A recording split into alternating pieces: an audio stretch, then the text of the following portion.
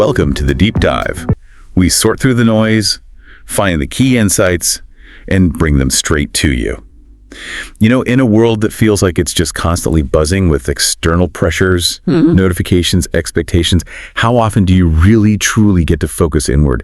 It feels almost radical sometimes, doesn't it? Yeah, it really does. Yeah. The outside world is always demanding our attention. And what we found looking into this is just how vital it is to consciously, make that shift. Exactly. And that's what we're doing today. We're going to dig into how an ancient philosophy, Stoicism, actually gives us some really powerful and still very relevant ways to grow personally and find some inner peace. Yeah, and what's so striking about Stoicism right from the start is it's real clarity about what we actually can control. Our thoughts, our judgments, our reactions, basically our inner stuff, and then what we can't control, like external events, other people, even our own health sometimes, and making that distinction. That's not just some theory. It's like the absolute core of how it works in practice. Right.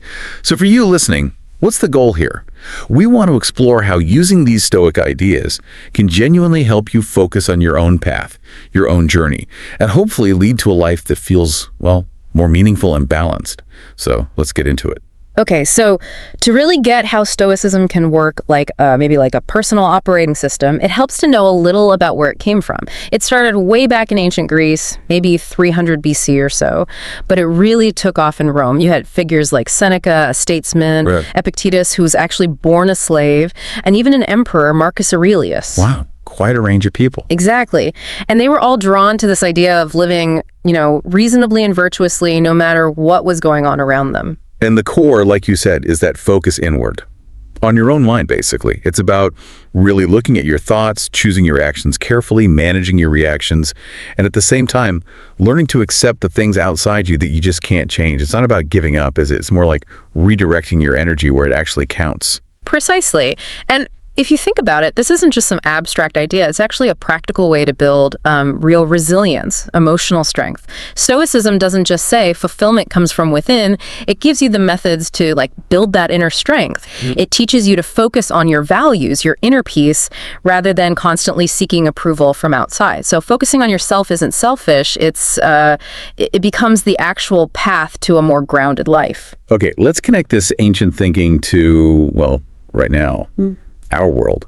Because, okay, the Stoics didn't have Instagram feeds to scroll through. No, definitely not. But they absolutely knew about wanting validation, comparing yourself to others, which brings us straight to maybe the biggest modern challenge, this constant comparison trap. Yeah, our research really shows how this constant social comparison, which is obviously amplified by these super curated online lives we see, it can actually weirdly hit our brain's reward centers, but also make us deeply unhappy. So you get maybe a quick hit from a like, but studies suggest just scrolling passively through feeds can actually raise stress hormones like cortisol. It ends up making you feel more inadequate, more self-doubt, instead of, actually connected. That's so true, isn't it? That feeling of never quite being enough, or seeing someone's perfect holiday snaps and feeling that little pang of envy. It's so easy to take those external images as the real standard, and then you feel bad about your own life. Yeah. But what does Stoicism offer here? I mean, beyond just knowing it's bad for us, is there a practical way to really feel like everyone's on their own path with struggles we don't see? Yeah, that's really where the Stoic approach comes in handy. It helps you shift from looking outwards, comparing, to looking inwards and accepting yourself. Radical self-acceptance, you could say. The old texts talk about understanding your own oikiosis, which is sort of like your own nature, your own proper place and sphere of action. When you really grasp that everyone's dealing with their own unique stuff, their own wins and losses, you start to develop a much healthier perspective. It lets you actually celebrate your own small steps, your own uniqueness, instead of wasting all that energy comparing yourself to some impossible, constantly changing ideal out there. That idea of an inner compass. Yeah. That feels like a good transition, because knowing your values is one thing, but then you need to set goals that actually match them, right? Not just chasing what everyone else seems to want. So identifying your core values, that sounds pretty crucial. It's like the foundation for deciding things, for knowing who you are. Absolutely. And finding those core values, well, our research suggests, looking back at times you felt really good, really fulfilled, or purposeful. Ask yourself, what principles were really alive in that moment? Was it honesty? Or maybe creativity, compassion, Once you know what they are, the Stoic move is to align your actions with those values, even when it's tough. That's what leads to real satisfaction, living authentically. So say if community is a big value for you, then volunteering isn't just another task, it's you being you. It deepens that sense of purpose. Okay, let's talk about being present, mindfulness. It's Yeah. everywhere now, but it's interesting how much it echoes some of these ancient Stoic practices. It's not just be here now in a vague sense. Our sources describe it more like actively watching your own mind, thoughts, feelings, sensations, but without judging them right away. Almost like taking inventory. Epictetus might have called it prosocia, right? Like sustained attention. Exactly that. And this kind of focused attention has real benefits. Less knee-jerk reactions, better focus, more emotional stability. They didn't call it mindfulness, obviously, but their focus on careful thought and even that practice of premeditatio malorum, thinking about potential problems beforehand. Right, negative visualization. Yeah, it shares that role of grounding yourself, looking clearly at the present, and simple things we can do now, like deep breathing or a body scan or just walking mindfully. These help you build that inner awareness, help you appreciate life as it happens, and respond to it more thoughtfully. And speaking of your own path, let's talk about setting personal goals. We mean goals that aren't just about what society expects or what you think you should want. Real personal goals come from your values, your aspirations. They're about what truly matters to you. It's your journey. Yeah, and frameworks like SMART goals, specific, measurable, achievable, relevant, time-bound, they're useful for structure, but the Stoic angle adds something important, making sure those goals are actually within your control or focused on your effort and aligned with virtue, not just about external wins. So focusing on the process, not just the prize. Exactly. It's about setting intentions for your effort, how you approach it, and then as you work towards them, really noticing and celebrating every step, however small. That's not just patting yourself on the back, it strengthens your commitment from the inside out. It builds that genuine satisfaction and purpose. Okay, and the last piece in this section, building resilience. This feels very Stoic.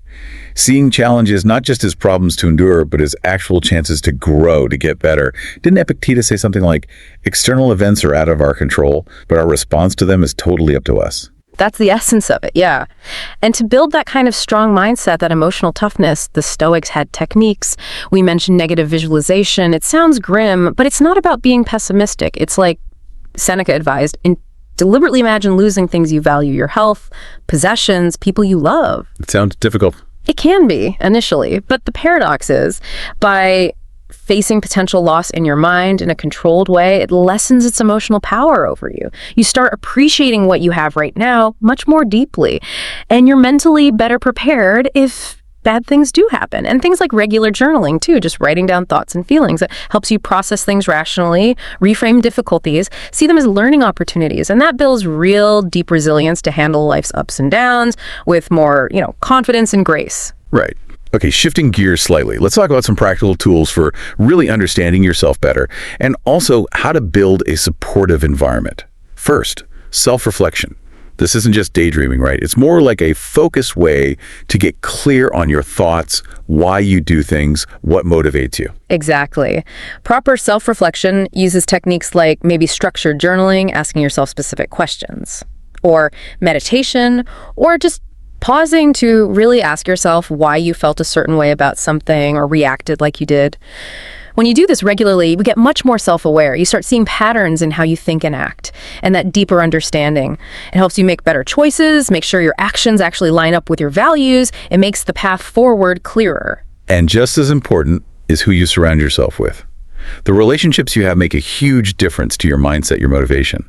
From a Stoic view, okay, you can't control other people, but you can control who you choose to engage with, whose influence you accept. Yes, absolutely. Our sources really stress telling the difference between positive influences, people who lift you up, inspire you, and those negative ones that just seem to drain your energy or hold you back. Sometimes subtly. Very subtly, yeah.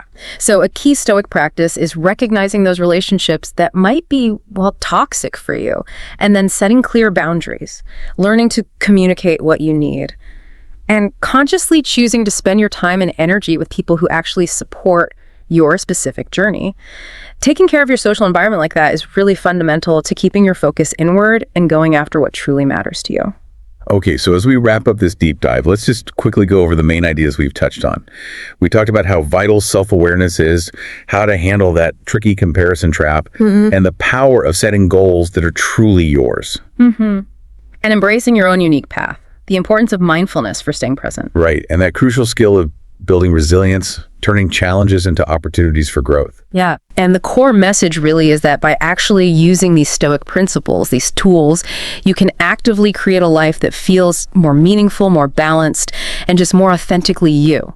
It's about taking charge of your inner world so you can navigate the outer world more effectively. Definitely. And maybe one final thought for you to take away and mull over. Consider this. What if putting these seemingly simple Stoic practices into action consistently isn't just about coping or feeling a bit better day to day? What if it's actually the process of building brick by brick, choice by conscious choice, the authentic, fulfilling life you genuinely want to live?